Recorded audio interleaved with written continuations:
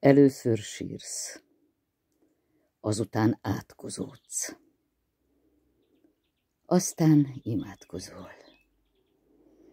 Aztán megfeszített körömszakadtig maradék erőd, akarsz eget ostromló akarattal, s a lehetetlenség konok falán zúzod véresre koponyád. Aztán elalélsz, s ha újra eszmélsz, mindent újra kezdesz. Utoljára is tompa kábulattal, szótalanul, gondolattalanul mondod magadnak, mindegy, mind hiába. A bűn, a betegség, a nyomorúság, a mindennapi szörnyű szürkeség tömlöcéből nincsen menekvés.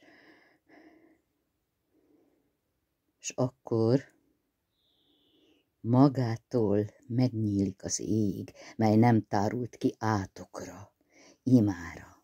Erő, akarat, kétségbeesés, bűnbánat hasztalanul ostromolták.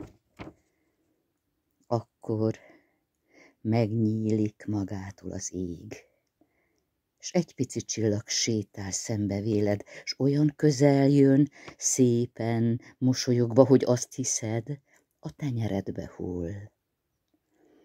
Akkor magától szűnik a vihar.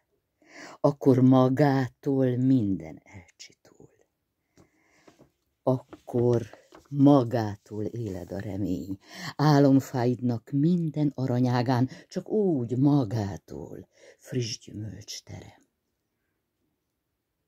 Ez a magától, ez a kegyelem.